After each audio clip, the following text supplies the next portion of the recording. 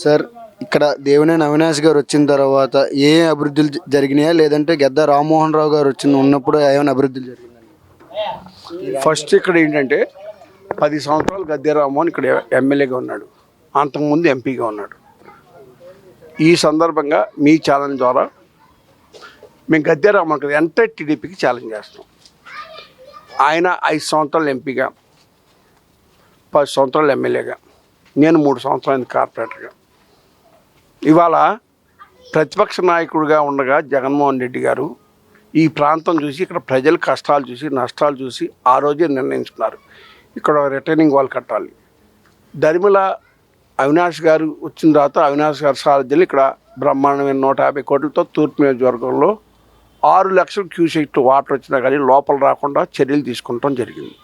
ఇక ప్రత్యేకంగా ఈ వార్డుకి వస్తే నేను నన్ను అడిగేకండి, మీరు ప్రజలను అడగండి, ఎవరినన్ను ఇంక్లూడింగ్ టీడీపీ వాళ్ళని కూడా అడగండి. నేను వైసీపీ అయినా మీరు టీడీపీ వాళ్ళని కూడా అడిగి తెలుసుకోవచ్చు. ఈ 3 సంవత్సరాల కాలంలో ఈ వార్డులో 14 కోట్లతో అభివృద్ధి చేశాం. రోడ్లు కానీ, అంతకుముందు 40 సంవత్సరాల క్రితం డ్రైనేజీ, అప్పుడు సింగిల్ ఫ్లోర్ ఉండేది, ఇప్పుడు 4 ఫ్లోర్లు అయినాయి. అప్పుడు 2 గదులు ఉంటే ఇప్పుడు దాదాపు 6 గదులు అయినాయి. ఆ మొత్తానికి డ్రైనేజీ వ్యవస్థ లేటెస్ట్ పైపులు వేసి మ్యాన్హోల్ పక్కన పెట్టి అవగానే కనెక్షన్లు కూడా ఫ్రీగా, రూపాయి కూడా తీసుకోకుండా పబ్లిక్ దగ్గర నుంచి ఫ్రీగా కనెక్షన్లు ఇచ్చి వాళ్ళ ఇంటి నుంచి వచ్చే పైపు కొనుక్కోమని చెప్పి వేసిన తర్వాత రోడ్డు వేసేసాను, మధ్యలో లైట్లు కూడా వేయటం జరిగింది. అవి కాకుండా గద్దె రామ్మోహన్ హయాంలోనే ఎస్సీ ఎస్టీ నిధులతో రామాలయం పక్కన కళ్యాణ మండపం అయిపోతే 1,70,00,000 రూపాయలు కళ్యాణ మండపం పూర్తయింది. వాళ్ళ హయాంలోనే వాళ్ళ నాయకులే కబ్జా చేస్తే ఇక్కడ ఖాళీ స్థలం ఉంటే కబ్జా చేసి మంచాలకు అద్దెకిస్తుంటే ఎవరు వచ్చినా కానీ వాళ్ళ మీద దౌర్జన్యం చేస్తుంటే నేను కార్పొరేటర్ అయిన తర్వాత అప్పుడున్న నగర కమిషనర్ దృష్టికి తీసుకొచ్చి ఆఫీసులను పంపించి ఇది నేషనల్ హైవే ల్యాండ్ కాదు, కార్పొరేషన్ ల్యాండ్ అని చెప్పి ల్యాండ్ని హ్యాండ్ ఓవర్ చేసిన తర్వాత ఆయన కమిషనర్ కూడా ఏం చేద్దామంటే, నేను పిల్లలు ఆడుకుంటారు, పెద్దలు వాకింగ్ చేసుకుంటాకి 40 లక్షలతో బ్రహ్మాండమైన పార్క్ కట్టించాం. అలాగే పెద్దవాళ్ళు పైనుంచి కింద దిగేటప్పుడు ఇబ్బందిగా ఉందని చెప్పి అన్ని చోట్ల 6-7 చోట్ల మెట్లు కట్టించి రైలింగ్ వేయించాం. అవి కాకుండా లైటింగ్, గతంలో రాణిగారి తోట అంటే గంజాయికి మందుకి ఒక స్థావరంలో ఉండేది, దాన్ని పెంచి పోషించేది కూడా తెలుగుదేశం నాయకులే. మేము చెప్పడం కాదు, గతంలో ఈ 6 పోలీస్ స్టేషన్లో వాళ్ళ మీద కేసులు ఉన్నాయి. ఇప్పుడు ఎవరైతే తెలుగుదేశం అని చెప్పుకున్నారో వాళ్ళ మీద గంజా కేసులు, వాళ్ళందరికీ ఇవాళ గద్దె రామ్మోహన్ వాళ్ళ పక్కన పెట్టుకొని ఇవాళ ఏమీ లేని దాన్ని ఏదో జరుగుతుందని చెప్పి జనాల్ని భయభ్రాంతం చేయాలని చూస్తాం. మేము ఒకటే చెప్తున్నాం, నేను ఎన్నికల ప్రచారంలో ఉండగానే తెలుగుదేశం వాళ్ళు కానీ వేరే పార్టీ అందరూ కలిపి నా మీద బ్యాడ్ ప్రార్థన చేసుకోవచ్చు. ఇంకేముంది, వస్తే అది జరిగిపోద్దని చెప్పి ఈ 3 సంవత్సరాల కాలంలో ఇది కూడా ఓపెన్ ఛాలెంజ్. వాళ్ళు తెలుగుదేశం నాయకులు మొత్తం కూర్చోమండి, నా దగ్గర ఒక కార్యకర్త కూర్చుంటాడు ఎక్కడన్నా కానీ ఈ డివిజన్లో ఒక్క సంఘ వ్యతిరేక కార్యక్రమం జరిగిందా, మీ హయాంలో ఎన్ని జరిగినాయి అన్ని లిస్టులు 6 వెళ్తే మీకు వస్తాయి లిస్టులు. ఇక్కడ ప్రజలకి అండగా ఉండటం కోసం, మహిళల్ని వేధిస్తుంటే ఆ వేధింపులు ఆపడం కోసం ఎన్ని చర్యలు తీసుకోవాలో పోలీస్ డిపార్ట్మెంట్ ద్వారా అన్ని చర్యలు తీసుకునే కాకుండా ఇవాళ 170 లైట్లు మాకు ఇక్కడ 14 రోడ్లు ఉన్నాయి. ప్రతి రోడ్డుకి 6 లైట్లు, ఎస్వి ల్యాంపులు, సెంటర్లో పెద్ద లైట్లు వేసేసి ఈ డివిజన్ మొత్తాన్ని కూడా పట్టపగల్లా ఈ ప్రాంతాన్ని చేయటం జరిగింది. అది కాకుండా ఈ డివిజన్లో ఎవరికి ఏది అవసరమో ఒక్క ఫోన్ కాల్ చేస్తే వెంటనే రెస్పాండ్ అయ్యి వాళ్ళని పంపిస్తాం కాకుండా వాళ్ళకి అయ్యేదాకా ఆ పని చేయటం కూడా జరుగుతుంది.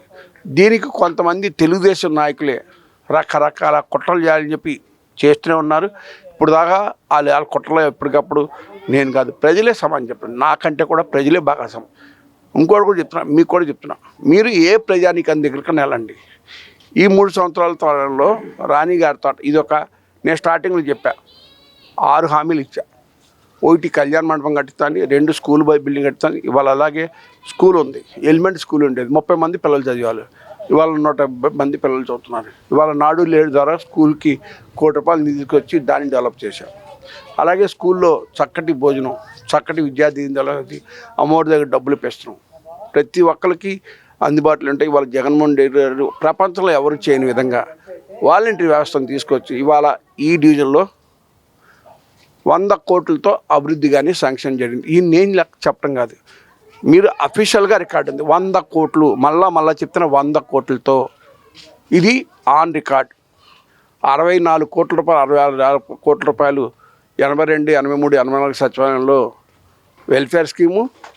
మిగతా అమౌంట్ అంతా కూడా ఈ 14 కోట్లు నేను విడిగా ఖర్చు పెడతాను కానీ ప్రభుత్వం నుంచి వచ్చిన ఫండ్స్తో పార్క్ కడతాం. కానీ ఇవాళ బ్రహ్మాండమైన పార్కు, బ్రహ్మాండమైన జిమ్ము ఇవాళ అక్కడ కట్టాం. ఇక్కడ పిల్లలు ఆడుకుంటా ఇదే పార్క్ కూడా ఇదే. ఇవన్నీ కూడా 6 హామీలు చెప్పాను కదా. ఒకటేమో ఎస్సీ నిధులతో అయిపోయిన కళ్యాణ మండపాన్ని 15 సంవత్సరాల క్రితం వాళ్ళ ప్రభుత్వం అయిపోయిన కళ్యాణ మండపం, ఎలిమెంటరీ స్కూల్ని హై స్కూల్ దాకా చేశాను. రేపు ఏప్రిల్ నుంచి ఆ స్కూల్ హై స్కూల్.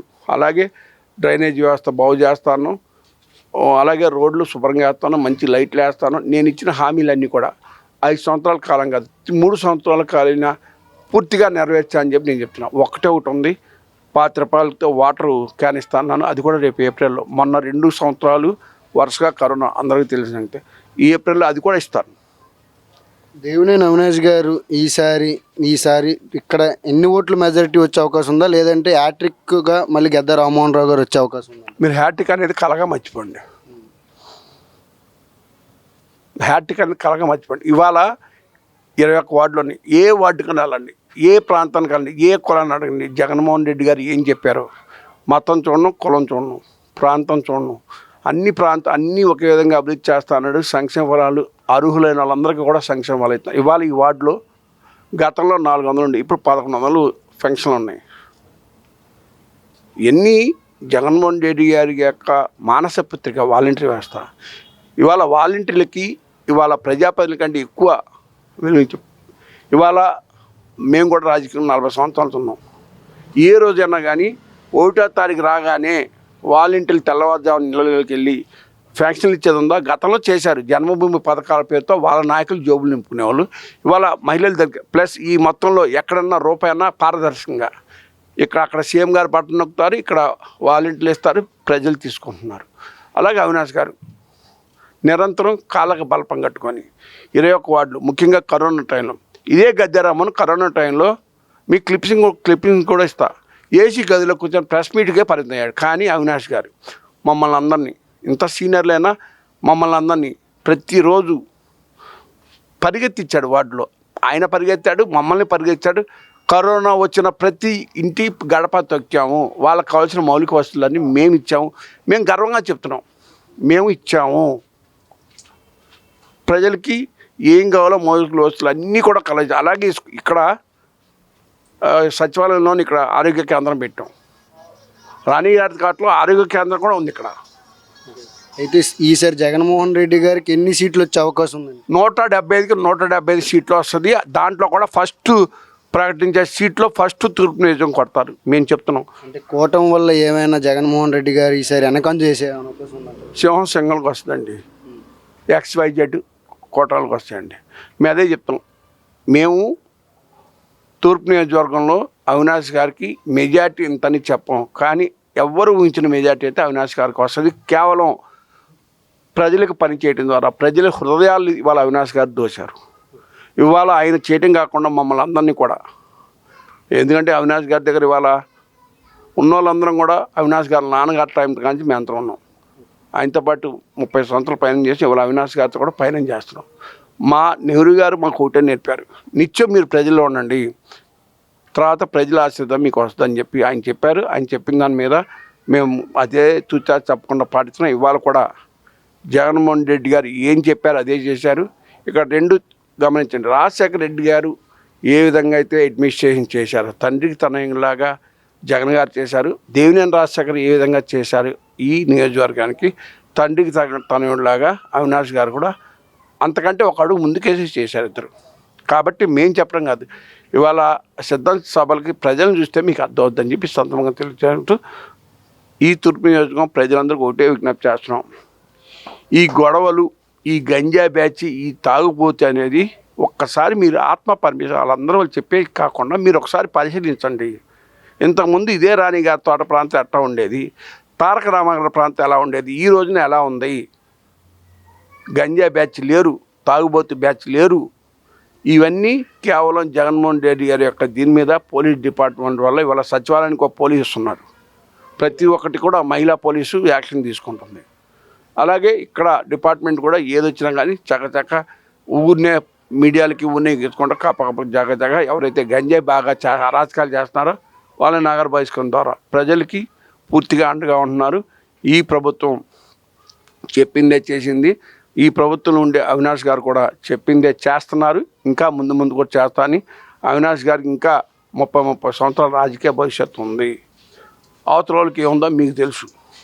వాళ్ళు షో మాస్టర్లు పొద్దున్నే ఉన్న టక్ తీసేసి దాని మీద విగ్గు పెట్టుకొని రావటం కాదు. రియల్గా ప్రజల్లో తిరిగింది ఎవరు ప్రజలు కూడా గమనిస్తున్నారు. అవినాష్ గారిని ఎవరు ఊహించినంత మంచి మెజార్టీతో ప్రజలు గెలిపిస్తారు తూర్పు నియోజకవర్గంలో అని చెప్పి ఈ సందర్భంగా తెలియజేస్తున్నాను.